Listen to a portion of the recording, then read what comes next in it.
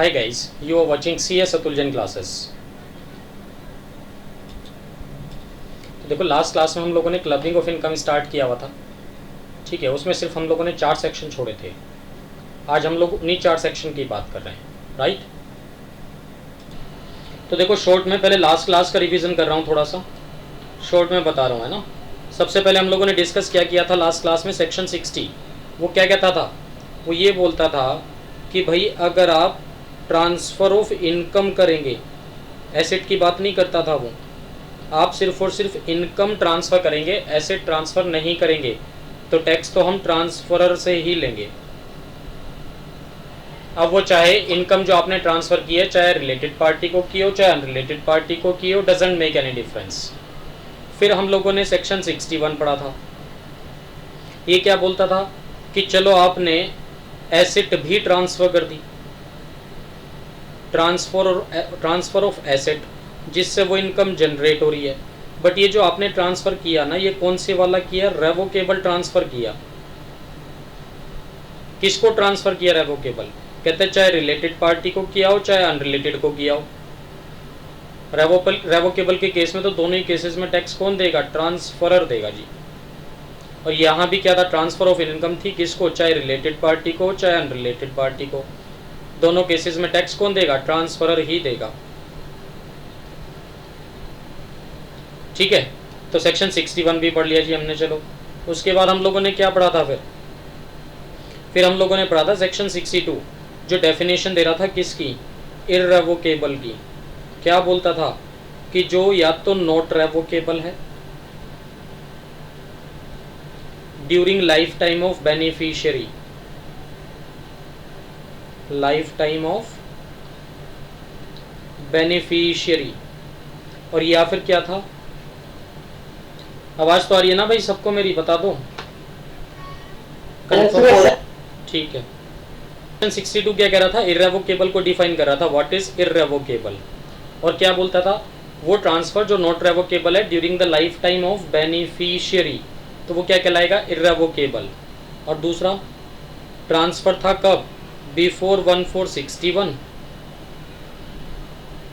ठीक है। और प्लस नॉट रेवोकेबल था कितने साल के लिए, नॉट रेवोकेबल था फॉर मोर देन 6 ईयर्स। ये दोनों कंडीशन अगर सेटिस्फाई हुई तो भी क्या होगा, या तो ये सेटिस्फाई हो जाए या फिर ये, तो इन दोनों केसेस में ट्रांसफ़र क्या माना जाएगा, इररेवोकेबल, ठीक है। और सेक्शन 61 क्या कहता था, अगर रेवोकेबल ट्रांसफ़र हुआ तो टैक्स ट्रांसफरर देगा। इट मीन्स अगर इररेवोकेबल ट्रांसफ़र हुआ तो इस सेक्शन से बच निकलोगे आप, है ना। तो मीन्स ट्रांसफरर टैक्स नहीं देगा, फिर तो ट्रांसफर ही टैक्स देगा। अब इसमें मैंने एक चीज़ और बताई थी आपको कि अगर आपने इररेवोकेबल ट्रांसफ़र किया है, चाहे पढ़ी इररेवोकेबल ट्रांसफ़र किया है, बट किसको किया है, या तो वाइफ को, मतलब स्पाउस को, है ना, वाइफ भी छोड़ो, स्पाउस, किसको ट्रांसफ़र किया है भाई, या तो स्पाउस को या सन्स वाइफ को, तो इन दोनों केसेस में भी टैक्स ट्रांसफरर ही देगा, इन दोनों केसेस में भी टैक्स ट्रांसफरर ही देगा। That is not because of section 61 apply नहीं होगा, बट हम लोग पढ़ते हैं सेक्शन 64 सबसेक्शन 1 क्लोज 4th, है ना, और क्लोज 7th, 64 1/4, ये तो है स्पाउस के लिए। और सन्स वाइफ के लिए क्या चलता है, 1/6, ठीक है ना, 1/4 एंड 1/6। तो इन दोनों केसेस में भी टैक्स कौन देगा, ट्रांसफरर ही देगा। दैट्स बिकॉज ऑफ सेक्शन 64 1/4 या 64 1/6। और इररेवोकेबल ट्रांसफर किया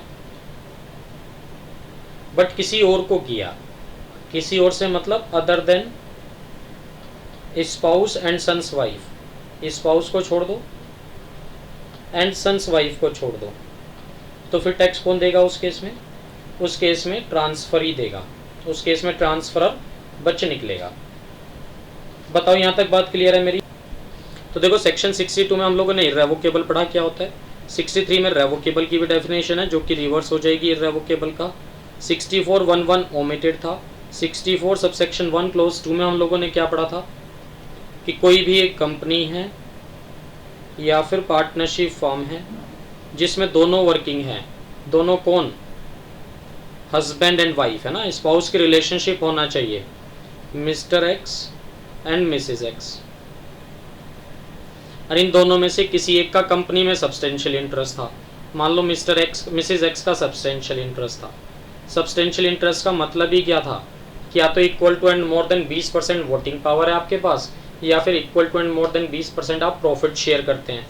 तो साथ में कंडीशन थी नेक्स्ट क्या, कि जो दूसरा स्पाउस है इसके पास कोई भी स्किल, टैलेंट, क्वालिफिकेशन, एक्सपीरियंस नहीं है।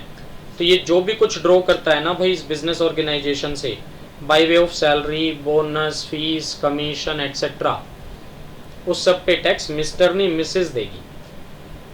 तो आईटी एक्ट तो ये मान के चल रहा है कि मिस्टर एक्स के पास जब कोई नॉलेज नहीं है, एक्सपीरियंस नहीं है, प्रोफेशनल क्वालिफिकेशन नहीं है, तो इसको इतना कुछ कंपनी से क्यों मिल रहा है, salary, bonus, fees, commission etcetera, that's because of his wife. But सिर्फ सैलरी वाली इनकम ही क्लब होगी, कोई और इनकम क्लब नहीं कर सकते आप। तो बाकी के 4 हेड पे कोई क्लबिंग प्रोविजन अप्लाई नहीं होगा। ये पढ़ा था हम लोगों ने। और साथ में हमने ये भी पढ़ा था कि in case both are substantially interested, means Mr X और मिसेज एक्स दोनों ही सब्सटेंशियली इंटरेस्टेड है, तो किसकी इनकम किस में क्लब करोगे, जिसकी इनकम ज्यादा होगी ना उसमें क्लब कर देना दूसरे स्पाउस की इनकम, और सारी इनकम नहीं, सिर्फ सैलरी की इनकम की क्लबिंग अप्लाई करेंगे। तो चेक तो करेंगे टोटल इनकम को कि किसकी इनकम ज्यादा है, उसके लिए चेक तो करेंगे टोटल इनकम को, बट क्लबिंग किसकी इनकम में होगी, जिसकी इनकम ज्यादा होगी। ठीक है, ये भी पढ़ा था हमने। फिर हम लोगों ने सेक्शन 64 1A पढ़ा था जी, माइनर चाइल्ड वाली बात है ना। फिर हम लोगों ने 64 1A पढ़ा था माइनर चाइल्ड वाली बात, कि माइनर चाइल्ड की इनकम की क्लबिंग की बात हो रही थी। तो माइनर चाइल्ड में मैंने आपको बताया था भैया माइनर चाइल्ड भी 2 तरह के होते हैं। एक तो वो जो जिसकी इनकम उसकी खुद की स्किल, टैलेंट, क्वालिफिकेशन की वजह से है, या फिर वो मैनुअल लेबर करता है, या फिर उसको डिसेबिलिटीज हैं टी वाली। तो इन सब केसेस में तो माइनर अपनी इनकम पे टैक्स खुद देगा, कोई क्लबिंग प्रोविजन अप्लाई नहीं होगा। अदरवाइज मतलब माइनर की जो इनकम है स्किल, टैलेंट, क्वालिफिकेशन वाली नहीं है, प्लस उसको डिसेबिलिटीज भी नहीं है, उस केस में इनकम क्लब होगी। किसकी इनकम में, पेरेंट्स की इनकम में। और पेरेंट्स में भी किसकी इनकम में, मदर या फादर।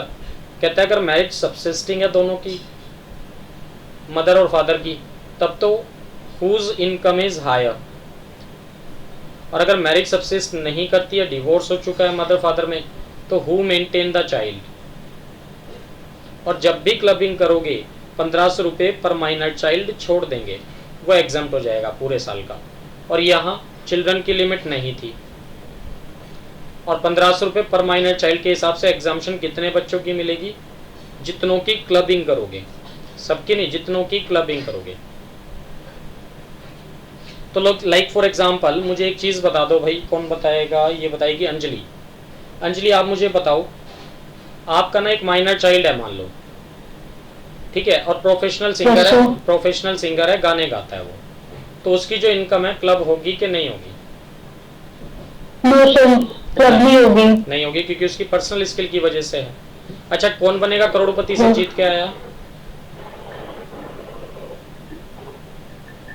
तब भी क्लब नहीं होगी। हाँ, वो भी उसकी स्किल की वजह से। अच्छा, ये जो प्रोफेशनल सिंगिंग की वजह से कौन बनेगा करोड़पति वगैरह से जो भी पैसा आया ना, वो उसने बैंक अकाउंट में जमा करा दिया, वहां से ब्याज मिला। अब क्लब होगा कि नहीं होगा? Yes sir. अब होगा, क्योंकि ये इनकम हम उसकी स्किल, टैलेंट, क्वालिफिकेशन वाली नहीं बोल सकते।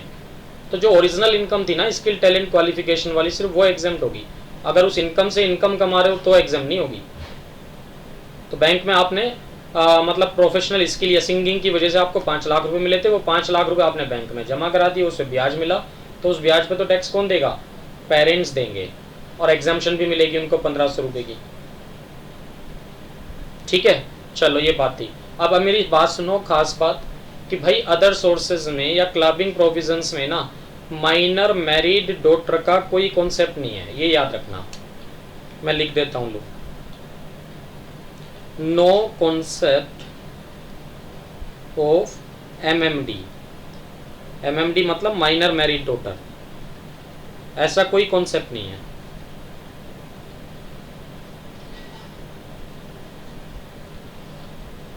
तो it means minor married daughter को अगर आपने कोई एसेट ट्रांसफर कर रखी है या इनकम ट्रांसफर कर रखी है उस पर तो टैक्स आप ही दोगे। तो ये जो MMD वाला कॉन्सेप्ट है ना, ये हाउस प्रॉपर्टी में दिया हुआ है थ्योरी वाले पार्ट में। उसमें एक सेक्शन है सेक्शन 27, वो किस चीज़ का होता है? डीम्ड इनकम का, नहीं डीम्ड ओनरशिप का, इनकम नहीं, डीम्ड ओनरशिप का। डीम्ड ओनरशिप का कॉन्सेप्ट है वो सेक्शन 27 में। वो पता क्या बोलता है? लो मैं सेक्शन 27 की बात कर रहा हूँ अभी यहाँ, अंजलि एंड बाकी सब स्टूडेंट्स भी ध्यान से सुनना ये बात। हाउस प्रॉपर्टी का कॉन्सेप्ट है सेक्शन 27 में। ये जो मिस्टर एक्स है ना भाई, अब इनका माइनर चाइल्ड है कोई। अब देखो माइनर चाइल्ड में तो दोनों ही आते हैं भाई, सन भी आता है डॉटर भी आता है, सन भी आता है डॉटर भी आता है ना। और सन है तो इसमें दो तरह के सन लूंगा मैं, एक मैरिड वाला एक अनमैरिड वाला, ठीक है। और कौन सा सन ले रहा हूँ? माइनर की मेजर, मेजर की तो बात ही नहीं कर रहा हूँ जी, मैं माइनर की बात कर रहा हूँ। तो माइनर सन क्या मैरिड वाला हो सकता है? एक्सेप्शंस आर ऑलवेज देयर, हो भी सकता है जी, ठीक है। ऐसी डॉटर की अगर बात करूं, कौन सी डॉटर? माइनर की मेजर, माइनर की बात कर रहा हूँ, सिर्फ मेजर की तो बात ही नहीं कर रहा हूँ। तो माइनर जो डॉटर है वो मैरिड वाली भी हो सकती है और जी अनमैरिड वाली भी हो सकती है, ठीक है। अब सुनो कॉन्सेप्ट क्या है, मेरी बात ध्यान से सुनो। सेक्शन 27 ना ये कहता है भाई कि मिस्टर एक्स के पास ना कोई RHP है, RHP मतलब मकान है, उस मकान से भाई इनकम भी आती है, उस मकान से इनकम भी आती है, ठीक है। अब इसने क्या किया मिस्टर एक्स ने ना, अगर सिर्फ इनकम ट्रांसफर करिए फिर तो सेक्शन 60 अप्लाई हो जाएगा, फिर तो इसको टैक्स देना ही देना पड़ेगा। अगर ये मकान ट्रांसफर करे माइनर चाइल्ड को, ठीक है, तो यहां हम सेक्शन 27 अप्लाई करते हैं हाउस प्रॉपर्टी का। तो अगर ये मिस्टर एक्स RHP गिफ्ट कर दे, किसको गिफ्ट कर दे? माइनर चाइल्ड को, तो रेंटल इनकम जो आ रही होगी ना इस प्रॉपर्टी से, ये लो इनकम आती है जी इस प्रॉपर्टी से 5 लाख रुपए की। तो मिस्टर एक्स तो सोच ही रहा था कि यार मेरी इनकम तो पहले से ऑलरेडी 10 लाख क्रॉस कर रही है, अब अगर इस रेंटल इनकम पे भी टैक्स मैं दूंगा ना 5 लाख पे, तो मुझे 30% टैक्स देना पड़ जाएगा, तो साल का 1.5 लाख रुपए तो टैक्स चला जाएगा। मिस्टर एक्स ने क्या सोचा कि देखो अगर मैं सिर्फ इनकम ट्रांसफर करूंगा टैक्स फिर भी मुझे देना पड़ेगा, सेक्शन 60 कहता है क्लबिंग का। अब उसने क्या सोचा, ये मकान ही क्यों ना गिफ्ट कर दूं, किसको? माइनर चाइल्ड को। तो ये सोच रहा है इनकम शिफ्ट हो जाएगी, जब मकान गिफ्ट हो गया तो रेंटल इनकम जो है ना 5 लाख रुपए ये भी माइनर चाइल्ड की तरफ चली जाएगी, और माइनर चाइल्ड के लिए तो 2.5 लाख तक एग्जाम्प्ट हो जाएगा जी, तो टैक्स नहीं देना पड़ेगा, मच जाएगा, या कम रेट से टैक्स देना पड़ेगा, ऐसा सोच रहा है वो। बट उसका सोचना गलत है। सेक्शन 27 क्या कह रहा है? अगर आप माइनर चाइल्ड को RHP गिफ्ट करते हो या RHP ट्रांसफर करते हो, वो भी विदाउट एडिक्वेट कंसिडरेशन, कि माइनर चाइल्ड से आप कंसिडरेशन नहीं ले रहे हो, या ले रहे हो तो कम ले रहे हो, तो डीम्ड डोनर हम किसको मान के चलेंगे इस केस में? कहते हैं डीम्ड डोनर तो भैया मिस्टर एक्स ही माना जाएगा, टैक्स तो हम मिस्टर एक्स से ही लेंगे, ये कहता है वैसे तो ये। तो भाई इन सभी केसेस में टैक्स तो कौन देगा? एक मिनट में इसको जरा ना ऊपर नीचे शिफ्ट कर रहा हूँ थोड़ा सा, ये लो।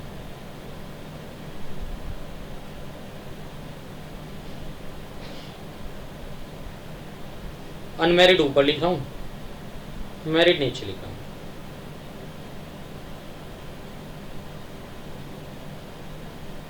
ठीक है जी। तो वो ये कहना चाह रहा है इन 3 केसेस में तो हम डीम्ड डोनर किसको मान के चलेंगे? ट्रांसफरर को ही मान के चलेंगे। जबकि देखो उसने प्रॉपर्टी ना गिफ्ट कर दी, किसको? माइनर सन को गिफ्ट की है। माइनर सन चाहे मैरिड वाला हो चाहे अनमैरिड वाला हो, या डॉटर को गिफ्ट किया, माइनर डॉटर को। कौन से वाली माइनर डॉटर? अनमैरिड वाली, ठीक है। तो ये गिफ्ट कर दी प्रॉपर्टी, इनकम भी शिफ्ट हो गई। मान लो इसका जो सन है या डॉटर है, इसको 1 रुपया नहीं देते किराए के, चाहे बड़ी माइनर है वो, बट फिर भी डीम्ड डोनर कौन कहलाएगा? ट्रांसफरर। टैक्स भी कौन देगा? ट्रांसफरर। बट ये जो डॉटर है ना मैरिड वाली, स्पेशल प्रोविजन ये है सेक्शन 27 में। तो अगर माइनर मैरिड डॉटर है, ये क्या कहलाएगी, MMD, मतलब माइनर मैरिड डॉटर है, तो इस केस में डीम डोनर MMD ही कहलाएगी और रेंटल इनकम पे टैक्स भी MMD ही देगी। तो ये 27 का एक एक्सेप्शन है। ठीक है, तो वही कहना चाह रहा है, बेटी की शादी हो गई, पराई हो गई, जब बेटी पराई हो गई प्रॉपर्टी भी पराई हो गई, प्रॉपर्टी पराई हो गई इनकम भी पराई हो गई, तो टैक्स कौन देगा, MMD देगी। और MMD की अगर इतनी इनकम नहीं है तो एग्जम्प्ट है जी, छोड़ो, कोई टैक्स नहीं लगेगा। यहाँ तक बताओ अंजलि, बात समझ में आई क्या मेरी? Yes sir. बाकी सब लोग बोलो जी। मानसी, MD वाला भाई सिर्फ हाउस प्रॉपर्टी में है, क्लबिंग में नहीं है। तो क्लबिंग में ऐसा कोई कॉन्सेप्ट नहीं कि MMD को ट्रांसफर करोगे तो बच जाओगे आप। हाँ, हाउस प्रॉपर्टी ट्रांसफर करोगे MMD को तो बच जाओगे। सेक्शन 27 कहेगा ये बात। और ये जो सेक्शन 27 है ना, ये सिर्फ माइनर चाइल्ड की नहीं, हम लोग बात करेंगे यहाँ, ये मिस्टर एक्स अगर माइनर चाइल्ड छोड़ो, अगर स्पाउस को ट्रांसफर करेगा ना RHP, तो भी सेक्शन 27 क्या कहेगा कि भैया डीम्ड ओनर तो मिस्टर एक्स ही है, डीम्ड ओनर तो मिस्टर एक्स ही कहलाएगा, टैक्स तो हम मिस्टर एक्स से ही लेंगे। ठीक है, बट अगर ये ट्रांसफर करे स्पाउस को, नहीं स्पाउस कह रहा हूं, सन्स वाइफ को, अगर ये ट्रांसफर करे किसको, सन्स वाइफ को, तो सेक्शन 27 में सन्स वाइफ की कोई बात नहीं है। सेक्शन 27 में सन्स वाइफ की कोई बात नहीं है। तो सन्स वाइफ को अगर ट्रांसफर करेगा तो हम सेक्शन 64 में फंसेंगे। अभी 64 में मैं यही बात करने वाला हूँ आज। तो मुझे बस एक बार रिवाइज कराओ थोड़ा सा कि भाई अगर मैं मकान ट्रांसफर करूँ माइनर चाइल्ड को, तो सेक्शन मतलब क्लबिंग में जाएगा कि सेक्शन 27 अप्लाई होगा?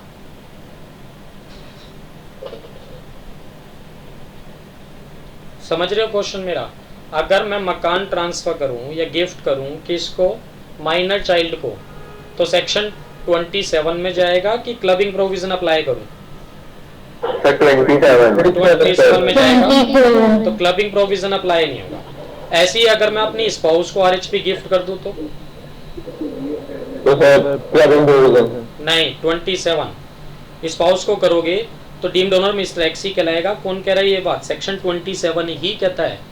और जब आप सेक्शन 27 में ही चले गए तो 64 की तो बात ही मत करना, पहले तो सेक्शन 27 ही आ जाएगा। अब इसी तरह से अगर मैं सन्स वाइफ अपनी पुत्र वधू को मकान गिफ्ट करूं तो इस बार सेक्शन 64 में जाओगे आप, क्योंकि सेक्शन 27 में सन्स वाइफ की बात नहीं है।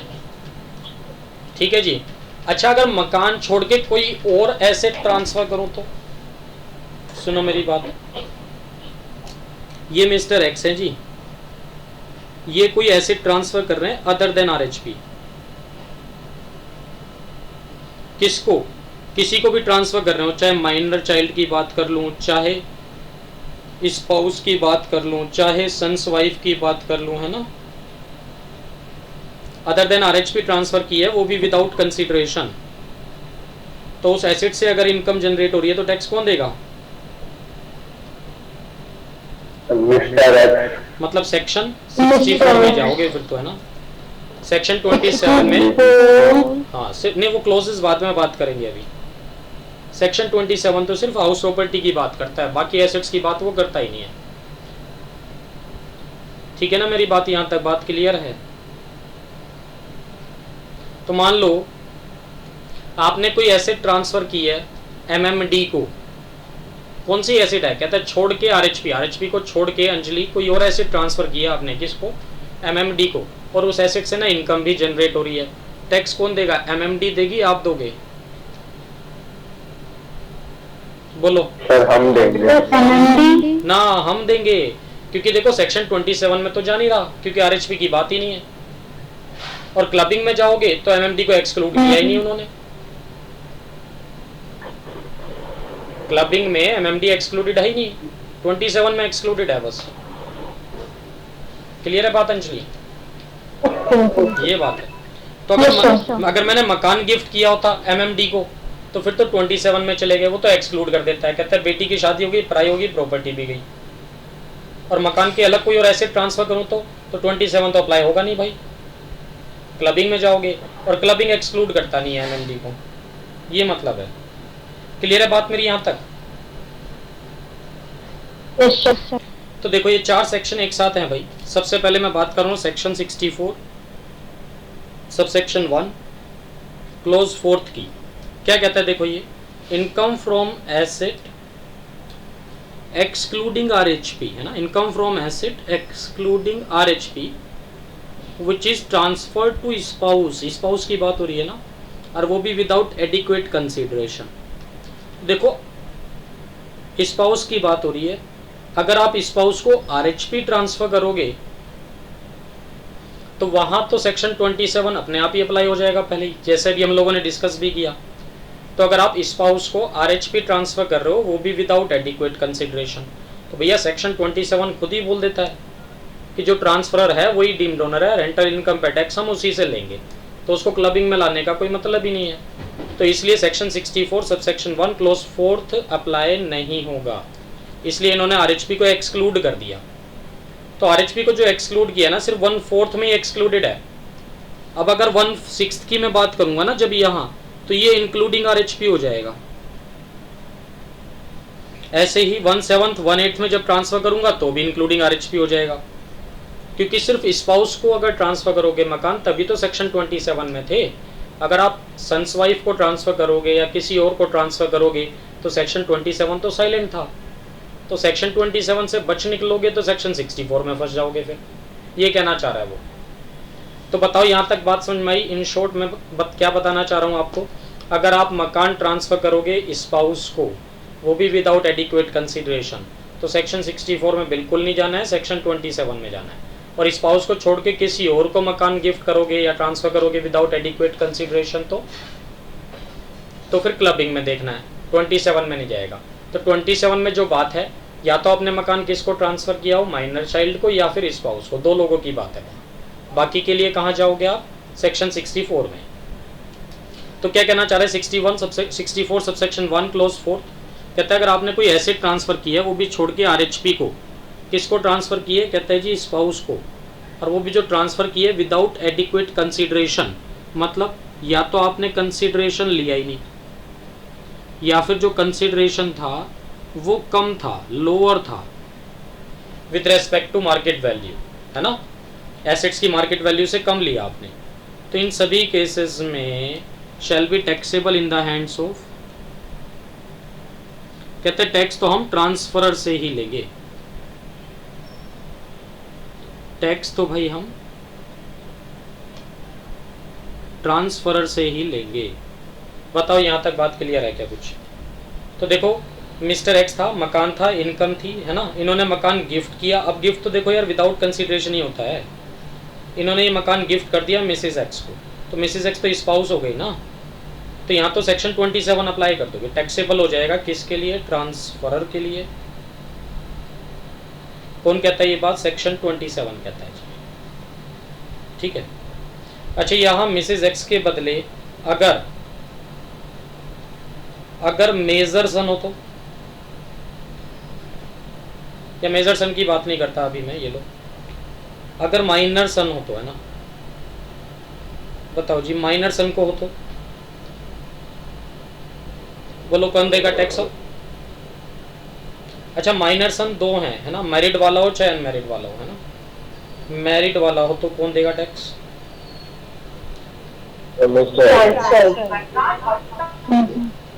मैरिड वाला हो चाहे अनमैरिड वाला हो तो कौन देगा टैक्स?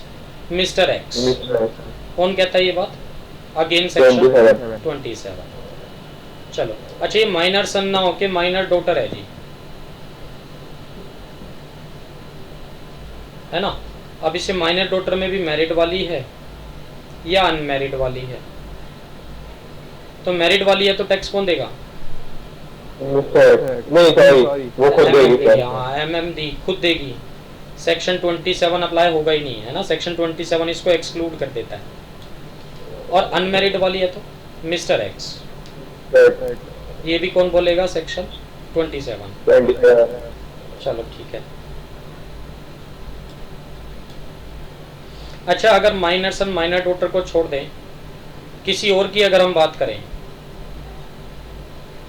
अदर्स की बात करें, तो भाई सेक्शन 27 तो अप्लाई होने का मतलब नहीं है। ठीक है, सेक्शन 64 चेक कर लेना एक बार बस। अगर वहां भी अप्लाई नहीं होगा तो फिर बस क्या करोगे? फिर कोई बात नहीं, ट्रांसफर ही टैक्स देगा, फिर तो छोड़ देंगे आपको, और क्या करना है। सेक्शन 64 की एप्लीकेबिलिटी चेक कर लेंगे एक बार। ठीक है, तो देखो सेक्शन 64 1/4 में जो मैं बात कर रहा था अभी आपसे,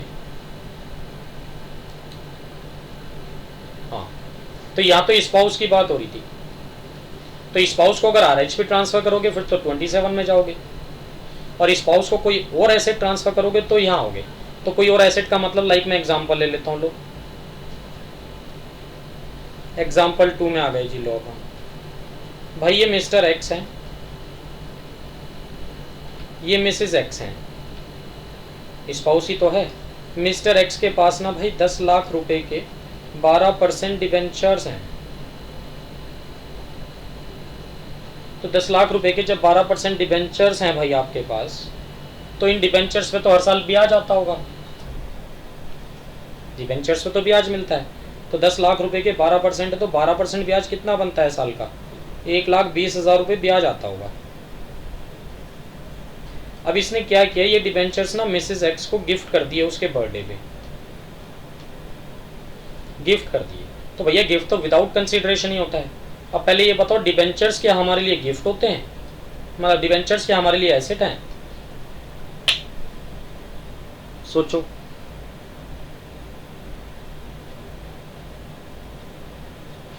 डिबेंचर्स क्या एसेट होते हैं? बिल्कुल होते हैं भाई, डिबेंचर इन्वेस्टमेंट है, आपके एसेट है। तो उनसे जो इनकम आ रही है तो ये भी तो एसेट ही है। डिबेंचर आपने ट्रांसफर कर दिए। सर आपकी आवाज कट रही है सर। अच्छा, 12% ब्याज हर साल मिलता होगा, कितना? 1,20,000 रुपये ब्याज मिलता होगा भाई। तो इन्होंने ना ये डिबेंचर ही गिफ्ट कर दिए, किसको? मिसेस एक्स को। और गिफ्ट तो देखो विदाउट कंसीडरेशन होता है। तो पहले इंटरेस्ट का चेक किसके नाम से आ रहा था? मिस्टर एक्स के नाम से। अब इंटरेस्ट का चेक किसके नाम से जा रहा होगा? मिसेस एक्स के नाम से। तो क्वेश्चन ये राइज होता है, इस तरह से तो यार हर कोई टैक्स बचा लेगा। मैंने सोचा मेरी इनकम पहले ही 10 लाख क्रॉस कर रही है जी, डिबेंचर्स के ब्याज पे भी टैक्स मैं दूंगा तो 30% लगेगा, वाइफ देगी तो एग्जाम्प्ट हो जाएगा, क्योंकि वो तो हाउस वाइफ है, 2.5 लाख तक एग्जाम्पशन मिल जाएगी। तो फिर तो हर कोई ऐसे गिफ्ट कर देगा। वाइफ को तो गिफ्ट कर ही सकते हो, घर का माल घर में है, कोई लेके थोड़ी भाग जाएगी वो। तो इनकम टैक्स एक्ट का सेक्शन 64 सबसेक्शन 1 क्लोज 4 क्या कह रहा है कि भैया टैक्स तो हम ट्रांसफरर से ही लेंगे, वरना तो ये तो आपके तरीके हैं टैक्स बचाने के। अच्छा ये बताओ, जो गिफ्ट है ये रेवोकेबल है इररेवोकेबल है? हाँ जी, गिफ्ट रेवोकेबल होता है इररेवोकेबल होता है? हाँ इर्रेवोकेबल होता है। गिफ्ट तो इररेवोकेबल ही होता है, फर्क वाली बात अलग है। सबसे बड़ी चीज गिफ्ट हमेशा इररेवोकेबल होता है जतिन। ऐसा थोड़ी कर सकते हैं आज मैंने गिफ्ट दिया और कल वापस ले लूं आपसे। फिर से कट गई, अरे यार। मैंने लिखा है भाई सेक्शन 64 1/4 में हम लोग बात कर रहे थे किसकी? स्पाउस की, है ना? स्पाउस की बात कर रहे थे। तो स्पाउस की रिलेशन एग्जिस्ट करनी चाहिए, कब कब? At the time of transfer के टाइम पे भी और वैल्यूएशन के टाइम पे भी। अगर दोनों टाइम पे, ट्रांसफर एंड वैल्यूएशन दोनों टाइम पे अगर हस्बैंड वाइफ की रिलेशनशिप थी, दोनों कंडीशन एक साथ है ना, ट्रांसफर के टाइम पे भी वैल्यूएशन के टाइम पे भी, दोनों टाइम पे हस्बैंड और वाइफ की रिलेशन थी, तो 64 1/4 अप्लाई होगा, अदरवाइज नहीं होगा। अदरवाइज आप बच निकलोगे, टैक्स ट्रांसफरर नहीं ट्रांसफर ही देगा उस केस में। लाइक फॉर एग्जाम्पल, मेरी बात सुनो, मैं एग्जाम्पल को कंटिन्यू करता हूँ आगे। ये एग्जाम्पल 1 था, फिर 2 था, अब एग्जाम्पल 3 पे आ गया जी। लो ये लो जी, ये मिस्टर एक्स हैं, अगेन इनके पास 10 लाख रुपए के 12% डिबेंचर्स हैं, वहाँ से इन्हें ब्याज मिलता है हर साल 1,20,000 रुपये का। मिस्टर एक्स ने क्या किया, वुड बी वाइफ की बात हो रही है, देखो वाइफ की बात नहीं हो रही है। वुड बी वाइफ समझ गए ना, मतलब अभी शादी नहीं हुई है, सिर्फ एंगेजमेंट हुई है, फियोन्सी है इसकी, ठीक है, अभी एंगेजमेंट हुई है, सिर्फ शादी नहीं हुई है। तो भाई रिंग सेरेमनी तो समझते हो ना, रिंग सेरेमनी के टाइम पे इसने डिबेंचर ही गिफ्ट कर दी अपनी वाइफ, इसको वुड बी वाइफ को, वाइफ नहीं है अभी, वाइफ तो कब होगी, जब शादी हो जाएगी। तो इसने डिबेंचर से ही गिफ्ट कर दी जी 10 लाख रुपए के, किसको, वुड बी वाइफ को। तो बताओ क्या दोनों के बीच में स्पाउस की रिलेशन है, नहीं, तो मीन सेक्शन 64 1/4 अप्लाई होगा, नहीं होगा। और 27 का तो खैर मतलब ही नहीं है, वहाँ तो हाउस प्रॉपर्टी की बात होती है। तो इस केस में टैक्स कौन देगा, ट्रांसफरर की ट्रांसफरी, ट्रांसफरी देगा,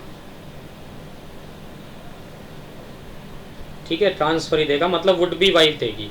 और मान लो बाद में शादी भी हो जाती है इनकी, after that they goat married, they goat married, बाद में दोनों की शादी हो जाती है, एंड लिव्ड हैप्पीली, ऐसे बोलते हैं ना, मूवीज में आ जाता है ना, लिव्ड हैप्पीली, उसके बाद दोनों खुशी से रहे। अब बताओ टैक्स कौन देगा लाइफ टाइम,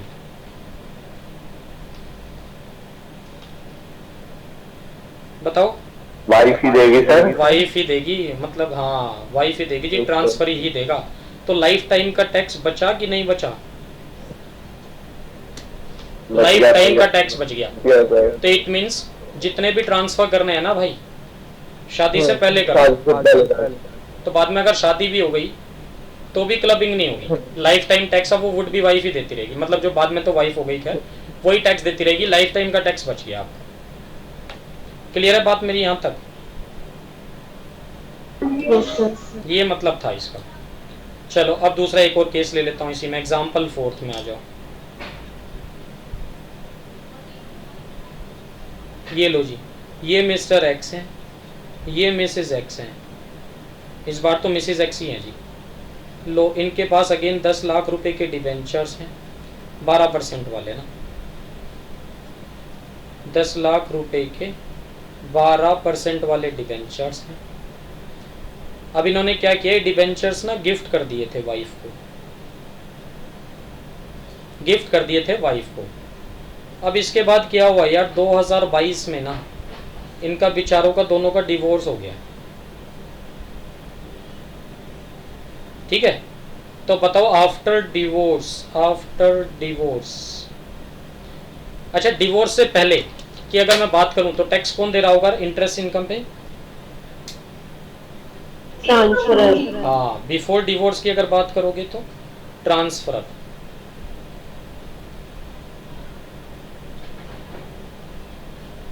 और बाद में डिवोर्स अगर हो गया, आफ्टर डिवोर्स की बात करूं तो ट्रांसफरी, क्योंकि अब दोनों में हस्बैंड वाइफ की रिलेशनशिप नहीं है। तो मैंने क्या कहा था, हस्बैंड वाइफ की रिलेशनशिप कब चाहिए, जब आपने ट्रांसफर किया था तब भी, और जिस डेट को आप वैल्यूएशन कर रहे हो तब भी, दोनों टाइम पे हस्बैंड वाइफ की रिलेशन अगर है तो क्लबिंग प्रोविजन अप्लाई होगा, वरना नहीं होगा। क्लियर है बात यहाँ तक, बताओ कंफर्मेशन दो एक बार सब। इसमें एक इंपॉर्टेंट बात और बता रहा हूँ, ये लो मैं आपको नोट बना के लिख लेना इसको। Clubbing provision will apply only to first income,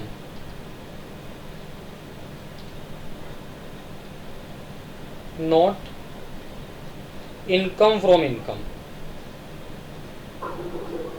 ये बात समझ रहे हो क्या मेरी, कहते हैं जो पहली इनकम होगी उस पर तो क्लबिंग प्रोविजन अप्लाई होंगे, बट अगर आप कुछ इनकम से इनकम जनरेट कर रहे हो उस पर क्लबिंग प्रोविजन अप्लाई नहीं होंगे। तो क्या कहना चाहता हूँ, लाइक फॉर एग्जांपल सुनो मेरी बात, देखो ये मिस्टर एक्स थे, ये मिसेज एक्स थी, आपको पता ही है इनके पास 10 लाख रुपए के 12% डिबेंचर्स थे, तो वहां से ब्याज आता था, है ना। ये डिबेंचर इन्होंने इसको गिफ्ट किए थे, याद है आपको। अब 10 लाख का 12% मतलब 1,20,000 रुपये इंटरेस्ट आता होगा हर साल, इंटरेस्ट का चेक आता होगा। वो चेक किसके पास आता होगा, मिसेस एक्स के नाम से आता होगा। तो मिसिज एक्स क्या करती थी, इसको अपने बैंक अकाउंट में जमा करा देती थी। ये जो बेचारा मिस्टर एक्स है ना यार, बेचारा मिस्टर एक्स, ये पैसे मांगता रहता था उससे, मिसिज एक्स से, बट उसने आज तक 1 रुपया दिया नहीं इसको, देती नहीं थी वो, 1 रुपया नहीं देती थी इसको। टैक्स फिर भी कौन दे रहा था, मिस्टर एक्स। 64 1/4 कहता है। अब इन्होंने क्या किया, ये जो इंटरेस्ट की इनकम आ रही थी ना भाई, इंटरेस्ट की इनकम जोड़ जोड़ के बैंक में ना एफडी करा दी। अब उस एफडी पे भी ब्याज आने लग गया। अब बताओ इस इंटरेस्ट पे टैक्स कौन देगा, मिस्टर की मिसेस, ट्रांसफर। हाँ, ये इंटरेस्ट जो है ये टैक्सेबल होगा किसके लिए, taxable for transferee, that is Mrs x. Otherwise उसे मिस्टर एक्स को कब तक परेशान करोगे बेचारे को, डिबेंचर्स भी गए, डिबेंचर्स पे ब्याज भी गया, टैक्स फिर भी दे रहा था, इनकम से भी इनकम अगर जनरेट होगी तो फिर वो क्यों टैक्स देगा भाई। यहाँ तक बात क्लियर है, इनकम से इनकम जनरेट हो रही है तो टैक्स ट्रांसफर ही देगा। तो 64 सबसेक्शन 1 क्लोज 4 यहाँ खत्म हो जाता है। इसको हमने काफ़ी डिटेल में पढ़ लिया, इसके काफ़ी सारे एग्जाम्पल भी डिस्कस कर लिए मैंने। ये लो एग्जाम्पल्स, वो एग्जाम्पल्स हमने नीचे नोट में दिए हुए हैं, पढ़ लेंगे वहाँ से, है ना, स्क्रीनशॉट भी ले लेना वहाँ से। चलो अब मैं नेक्स्ट सेक्शन पे आता हूँ भाई। नेक्स्ट सेक्शन है 64 सबसेक्शन 1 क्लोज 6 की बात हो रही है। तो क्लोज 4 के बाद क्लोज 6 पे आ गए डायरेक्ट, इसका मतलब क्लोज 5 अगेन ओमिटेड है। ये क्लोज 6 भी देखो सिमिलर सी बात करेगा, इनकम फ्रॉम एसेट, है ना, इस यहाँ तो एक्सक्लूडिंग आरएचपी था, इस बार क्या हो जाएगा, including RHP, which is transferred to, spouse ना होके यहाँ क्या हो जाएगा, सन्स वाइफ।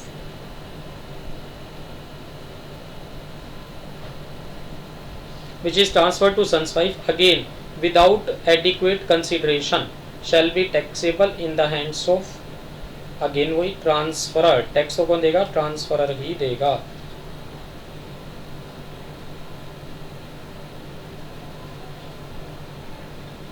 तो देखो क्लोज 4 में बात थी किसकी, स्पाउस को ट्रांसफर कर रहे थे, क्लोज 6 में बात किस कर रहे हैं, किसकी, सन्स वाइफ को ट्रांसफर कर रहे हो, और क्लोज 4 में आरएचपी को एक्सक्लूड करना था, क्लोज 6 में आरएचपी भी इंक्लूडेड है, क्योंकि सेक्शन 27 में सन्स वाइफ की बात नहीं थी, तो सेक्शन 27 से बच निकल आए थे, तो यहाँ फंस गए आके। और दोनों ही केसेस में जो आप ट्रांसफर कर रहे हो विदाउट एडिक्वेट कंसिडरेशन है, मतलब या तो आपने पैसे लिए ही नहीं, या फिर लिए तो कम लिए। और अगर प्रॉपर पैसे लिए हो भाई, बाकायदा जितनी मार्केट वैल्यू है उतने ही पैसे लिए हो, तो तब कोई क्लबिंग नहीं होगी, ये बात याद रखना। तो आपने मकान जो 20 लाख का था 20 लाख में बेचा जी वाइफ को, ना कम ना ज्यादा। अब उस मकान से जो इनकम आ रही है, रेंटल इनकम, उस पर टैक्स कौन देगा, वाइफ देगी कि आप दोगे, बता दो, ठीक है ना। तो उस पर टैक्स वाइफ देगी, बच निकलोगे आप। बट एक चीज याद रखना, आपने मकान बेच दिया वो भी वाइफ को विद एडिक्वेट कंसिडरेशन, तो आपको कैपिटल गेन पे टैक्स देना पड़ेगा फिर उस केस में, कि मकान बिक गया जी आपका। गिफ्ट करोगे तो कैपिटल गेन टैक्स देना पड़ेगा क्या, बताओ। मकान अगर वाइफ को गिफ्ट कर दोगे तो क्या कैपिटल गेन टैक्स लगेगा, नहीं। अगर बेचोगे तब लगेगा। तो आप कैपिटल गेन टैक्स दे देना, और जो रेंटल इनकम आएगी उस पर टैक्स वाइफ से ले लेंगे, कोई बात नहीं, आपको छोड़ देंगे। ये कहना चाह रहे हैं। तो यहाँ सन्स वाइफ की बात है, सन्स वाइफ समझ गए ना, सन्स वाइफ मतलब पुत्र वधू, डॉटर की बात नहीं हो रही है, डॉटर की बात नहीं हो रही है ना, सन्स वाइफ की बात हो रही है, ठीक है जी। डॉटर की बात नहीं हो रही है, किसकी बात हो रही है, सन्स वाइफ की। इट मीन्स अगर आप डॉटर को मकान गिफ्ट कर दोगे तो बताओ कौन सा सेक्शन अप्लाई होगा, 27 या 64, बोलो।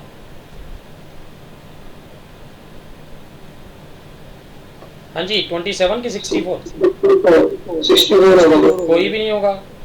64 में डॉटर की बात ही नहीं है कहीं भी, बताओ कहाँ है डॉटर, हमने पढ़ा ही नहीं। तो यहाँ हम किसकी बात कर रहे थे, सन्स वाइफ की, और ऊपर बात कर रहे थे स्पाउस की, तो डॉटर तो है ही नहीं। और 27 में भी डॉटर नहीं है।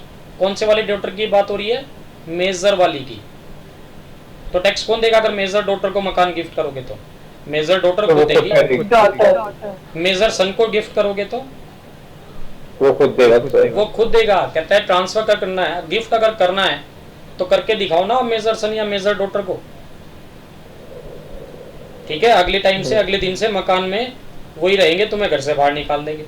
तो कानून ये मान के चल रहा है कि बच्चे तभी तक अपने हैं जब तक माइनर हैं। जैसे ही मेजर हो जाते हैं वो पराये हो जाते हैं, चाहे सन हो चाहे डॉटर हो, चाहे मैरिड हो चाहे अनमैरिड हो। इवन अनमैरिड है तो भी पराया ही है वो। गिफ्ट करना है तो ऐसे बंदे को करो तो हम आपको छोड़ देंगे, टैक्स उससे ले लेंगे, बट आप इतनी हिम्मत तो करो ऐसे मेजर बच्चों को गिफ्ट करने की। ये कहना चाह रहा वो। ठीक है जी, चलो। तो 64 सबसेक्शन 1 क्लोज 6 में मकान की भी बात हो गई है ना। तो मान लो एक एग्जांपल लो, यहाँ भी दे देता हूँ मैं आपको, वैसे ज़रूरत तो है नहीं यहाँ। ये लो जी, ये मिस्टर एक्स हैं। इस बार तो मकान की भी बात कर ही सकते हैं ना। इनके पास एक मकान था जी, बड़ा आलीशान मकान था। ठीक है, इस मकान से इनकम भी आती थी। अब इनकी सन्स वाइफ है जी, नई नई शादी हुई थी बेटे की, नई नई शादी हुई थी बेटे की। तो आपको पता ही होगा, शादी के बाद जब सन्स वाइफ पहली बार खाना बनाती है ना, तो ये ससुर जी कुछ तो वो देते हैं गिफ्ट। तो इन्होंने इनाम में ये मकान ही गिफ्ट कर दिया सन्स वाइफ को। एक ही मकान था इनके पास, बस वही गिफ्ट कर दिया सन्स वाइफ को। इस मकान से किराया भी आता था, बट आगे की कहानी तो आपको पता ही है बस। फिर तो उसके बाद गिफ्ट करने के बाद अगले दिन से मिस्टर एक्स कहाँ रहते हैं? वृद्धाश्रम में। समझ गए ना? ठीक है। और टैक्स कौन देगा अभी भी, ये बता दो।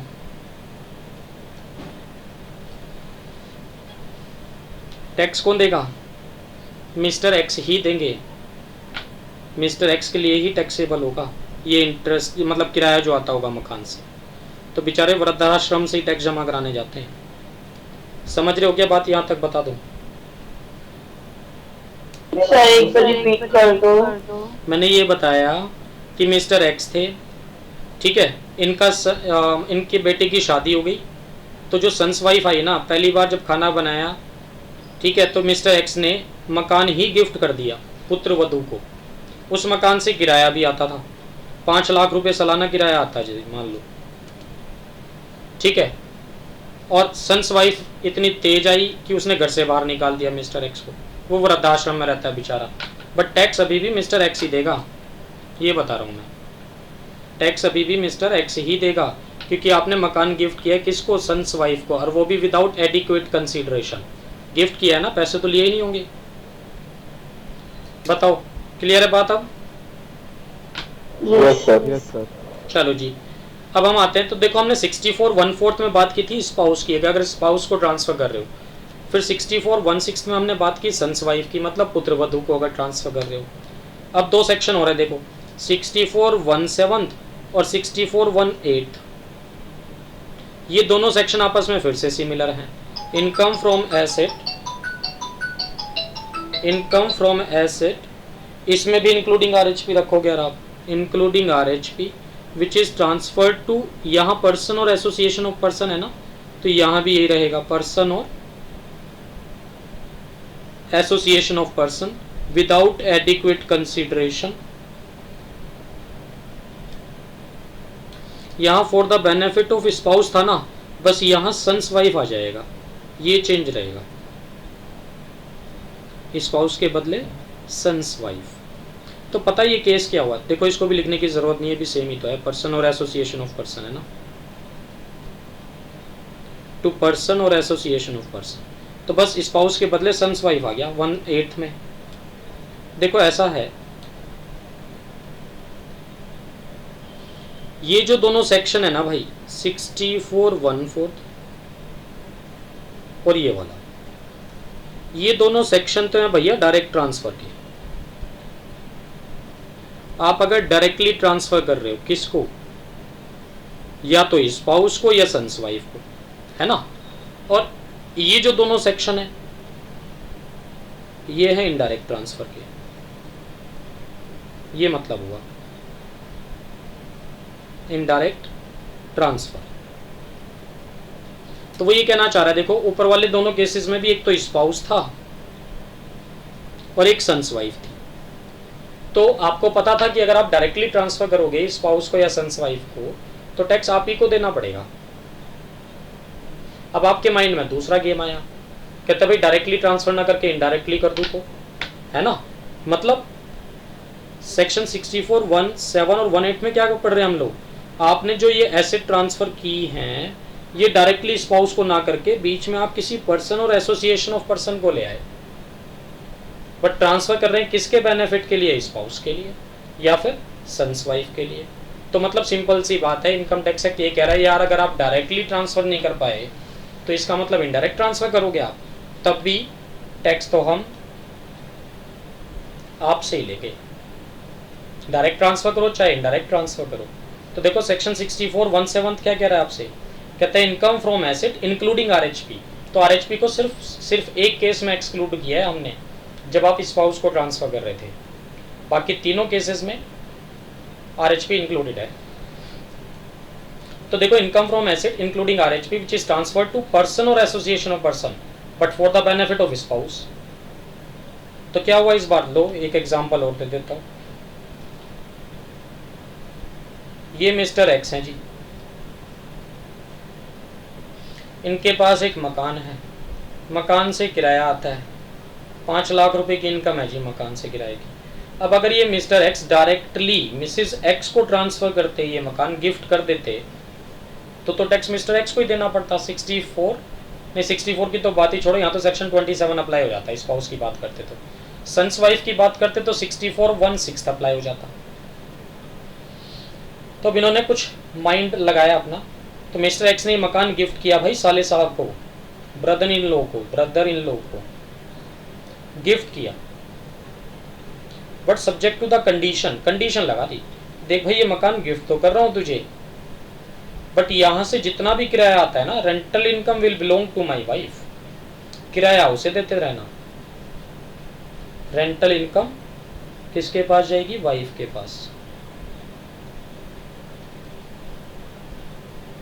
तो आईटी एक्ट क्या कह रहा है कि भाई आप डायरेक्ट ट्रांसफर नहीं कर पाए तो आपने इनडायरेक्ट ट्रांसफर किया, ये तो अभी भी ये जो रेंटल इनकम आ रही है ना, इस पे तो टैक्स हम किससे लेंगे, मिस्टर एक्स से ही लेंगे। ये जो रेंटल इनकम आ रही है इस पे तो टैक्स हम मिस्टर एक्स से ही लेंगे, ये कहना चाह रहा है। बताओ क्लियर है क्या बात?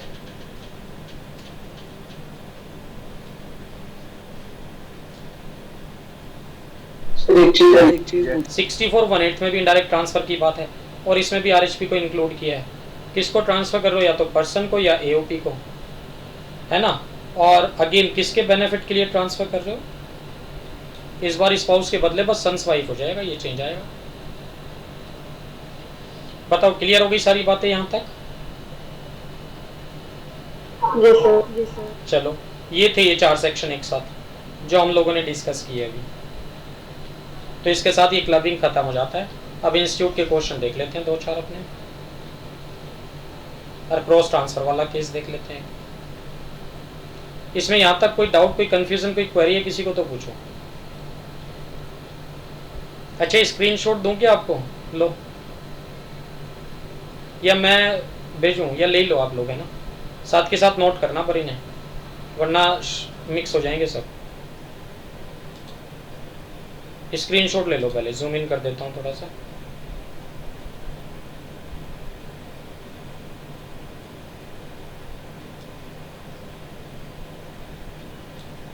कहाँ से शुरू किया था जी हमने, यहाँ ये, हाँ ये रिवीजन शुरू किया था ना, यहाँ से था जी। लो ले लो स्क्रीनशॉट, अब रुक जाओ।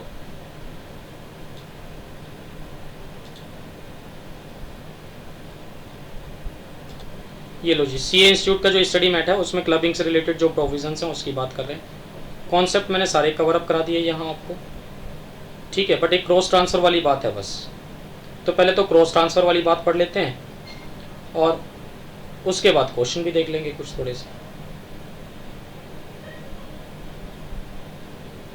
ठीक है। सुनो एक मिनट,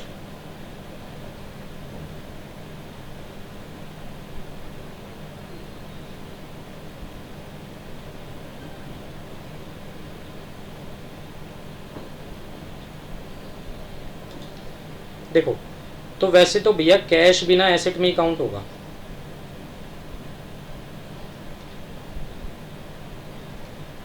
कैश भी तो एसेट ही होता है। तो मान लो मेरा इंस्टीट्यूट है खुद का, CSAJC, CS Atul Jain classes. इसमें मैंने जो आज की डेट में कैपिटल लगा रखी है, एक तरह से सोल प्रोप्राइटर यही है। मैंने कंपनीज एक्ट में तो रजिस्टर्ड कराया नहीं इसको, राइट। तो मैंने इसमें मान लो कैपिटल लगा रखी है जी 5 लाख रुपए की। बट आज की डेट में ना पैसा और चाहिए बिजनेस चलाने के लिए मुझे। तो मेरी जो वाइफ है ना भाई, उसने मुझे 3 लाख रुपए और गिफ्ट कर दिए 1 अप्रैल 2019 को। मान लो इन्होंने गिफ्ट कर दिए 3 लाख रुपए मुझे साल के शुरू में। तो 5 + 3 कितने हो गया? अमाउंट इन्वेस्टेड कितना हो गया बिजनेस में? 8 लाख रुपए। टोटल 8 लाख रुपए का इन्वेस्टमेंट हो गया। अब मान लो इस बार जो मुझे प्रॉफिट हुआ ना इस साल, वो 80,000 रुपए का प्रॉफिट हुआ इस 8 लाख पे। पूरे साल में कितने का प्रॉफिट हुआ? 80,000 का। तो वो ये कहना चाह रहा है कि भाई एसेट से अगर इनकम जनरेट होती है तो उस पर तो क्लबिंग प्रोविजन अप्लाई करोगे। वाइफ ने मुझे 3 लाख रुपए गिफ्ट कर दिए। क्यों गिफ्ट किए? ऐसे ही, विदाउट कंसिडरेशन। मैंने बदले में क्या दिया? उसको कुछ नहीं दिया। ठीक है, तो इस पर भी तो क्लबिंग प्रोविजन अप्लाई होंगे। तो उस कैश से इनकम तो आ ही रही है। तो वो क्या कहना चाह रहा है? ये जो 80,000 रुपए का प्रॉफिट था ना, ये 8 लाख रुपए के इन्वेस्टमेंट पे था। इसमें से 5 लाख के इन्वेस्टमेंट का अलग कर लो और 3 लाख के इन्वेस्टमेंट का अलग कर लो, तो कितना हो जाएगा? 50,000 ये हो जाएंगे, 30,000 ये हो जाएंगे। तो इट मीन्स जो बिजनेस से प्रॉफिट हुआ ना मुझे इस साल, तो 50,000 पे तो टैक्स दूंगा मैं, और ये 30,000 पे क्लबिंग प्रोविजन अप्लाई होंगे। इस 30,000 पे टैक्स कौन देगा? वाइफ। ठीक है, तो ये 30,000 प्रॉफिट तो उसके 3 लाख रुपए पे हुआ है, तो इस 30,000 पे तो क्लबिंग प्रोविजन अप्लाई करेंगे और टैक्स कौन देगा? वाइफ देगी। बताओ यहाँ तक बात क्लियर है क्या? तो हम लोग क्रॉस ट्रांसफर की बात और करते हैं जी। एक चीज़ बस मेन वही बची है, क्रॉस ट्रांसफर। देखो भैया, क्रॉस ट्रांसफर की बात करते हैं हम लोग। क्रॉस ट्रांसफर का केस दिया हुआ है इसमें। इस केस में डिसाइड हुआ था, ये स्पेसिफिक केस है, याद रखना पड़ेगा। Commissioner of income tax versus Keshav ji Morarji है ना का केस है, और इसका ये इलस्ट्रेशन याद रखो बस। इलस्ट्रेशन 9 इम्पोर्टेंट है ना, पूछ सकता है एग्जाम में, मोस्ट इम्पोर्टेंट है सबके लिए। क्या कहते हैं देखो, एक तो वासुदेवन है जी, ठीक है, और एक इनका भाई है वासुदेवन का। एक इसकी वाइफ है, एक इसकी वाइफ है, ठीक है, दोनों शादीशुदा है। मतलब Vasudevan gifted a sum of ₹6 lakh to his brother's wife. तो वासुदेवन ने 6 लाख रुपए गिफ्ट किए हैं वाइफ को। किसकी? ब्रदर की। गिफ्ट कर दिए 14 जून 2019 को। ऑन 12 जुलाई 2019 को, मतलब अराउंड 1 महीने के अंदर अंदर, his brother gifted a sum of ₹5 lakh to Mrs Vasudevan wife. इसके भाई ने भी इसकी वाइफ को गिफ्ट किए हैं। कितने? 5 लाख। तो भाई इसने इसको गिफ्ट किए, उसने इसको गिफ्ट किए, तो क्रॉस ट्रांसफर हो गया। ठीक है, तो 5 लाख और 6 लाख रुपए इन्होंने गिफ्ट कर दिए। The gifted amounts were invested as FD। तो इसकी वाइफ ने भी बैंक में FD करा दी, और भाई इसकी वाइफ ने भी बैंक में FD करा दी। वहां से ब्याज आना शुरू हो गया। नहीं, चलो कितने % ब्याज आना शुरू हो गया? 9% ब्याज आना शुरू हो गया। Examine the consequences.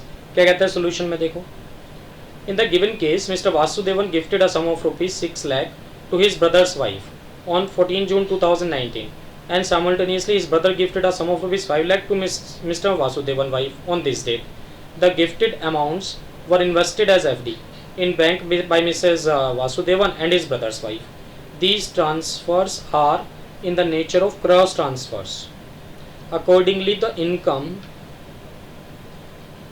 from asset transferred would be assessed in the hands of deemed transferor, because the transfers are so intimately connected to form a part of single transaction, and each transfer constitutes consideration for the other.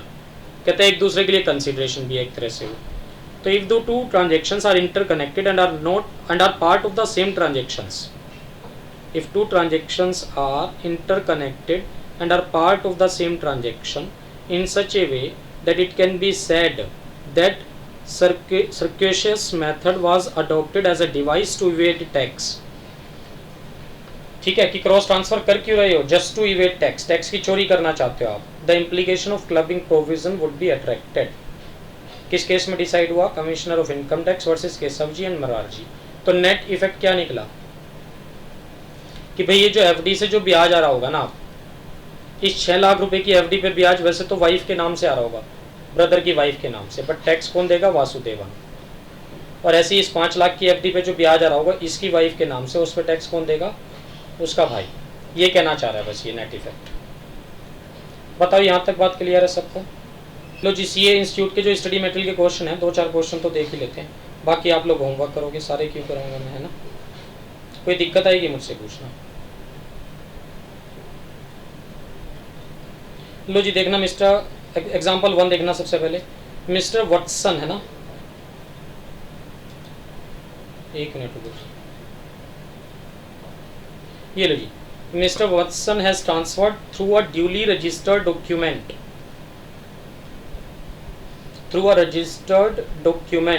The income arising from a godown to his son. Godown से कोई income आ रही थी, किराए विराए की income होगी या तो कुछ भी, तो वो इनकम इन्होंने ट्रांसफर कर दी. किसको? अपने बेटे को. और वो भी रजिस्टर्ड डॉक्यूमेंट के थ्रू, मतलब स्टैम्प पेपर के थ्रू मान लो, और गोडाउन ट्रांसफर किया नहीं. तो बताओ इस इनकम पे टैक्स कौन देगा? बोलो. सर सन देगा क्योंकि ऐसे ट्रांसफर. हाँ जी, आप बता सकते हो मानसी, कहाँ गई मानसी? सन देगा. अरे यार क्या फायदा हुआ पढ़ाने का. अच्छा ये बताओ, यहाँ एसेट ट्रांसफर हो रही है कि सिर्फ इनकम ट्रांसफर हो रही है? इनकम. सिर्फ इनकम ट्रांसफर होती है तो टैक्स कौन देता है? मिस्टर वॉटसन देंगे. मिस्टर वत्सन देंगे. अरे अगर आप सिर्फ और सिर्फ इनकम ट्रांसफर करोगे, एसेट ट्रांसफर नहीं करोगे, तो टैक्स तो भैया ट्रांसफरर ही देगा. तो ट्रांसफरर कौन था? मिस्टर वत्सन. तो सेक्शन 60 अप्लाई करोगे ना. एसेट तो ट्रांसफर कर ही नहीं रहे, सारी बात ही खत्म होगी. ठीक है, चलो. Hence the rental income derived from the godown shall be clubbed in the hands of Mr. Watson. That's because of section 60. ठीक है जी यहाँ तक. चलो नेक्स्ट क्वेश्चन पे आते हैं.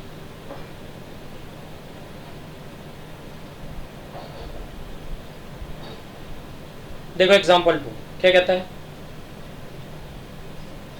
Mister A hold shares carrying 25% voting power in x limited. कहता है कोई ना कंपनी है भाई, एक एक्स लिमिटेड है. इस कंपनी में मिस्टर एक्स, मिस्टर ए हैं, और इनके पास इस कंपनी के 25% वोटिंग पावर है. Mrs A is working. Mrs A भी इसी कंपनी में है, जॉब करती है, वो भी सॉफ्टवेयर प्रोग्रामर की जॉब कर रही है एक तरह से. इसको ना 30,000 रुपये पर मंथ सैलरी मिलती है यहाँ से, कंपनी से. She is how ever not qualified for the job. इस जॉब के लिए वो क्वालिफाइड तो नहीं है, बट सैलरी फिर भी मिलती है उसे. और अदर इनकम्स की अगर हम बात करें तो मिस्टर ए की तो इनकम है 7 लाख रुपए, और मिसेस ए की इनकम अदर इनकम्स हैं 4 लाख रुपए. तो अब एक बात बताओ, क्लबिंग करें या ना करें? करें तो कौन सी इनकम को करें?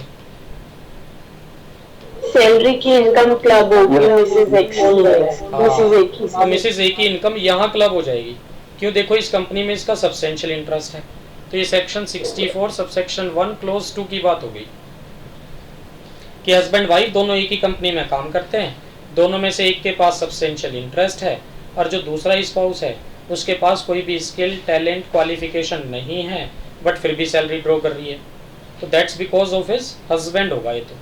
तो टैक्स भी हम आपसे नहीं, आपके हस्बैंड से ही लेंगे. तो देखो मिसिस ए टैक्सेबल इनकम की अगर मैं बात करूं तो मिसिस ए की तो टैक्सेबल इनकम 4 लाख ही रहेगी बस.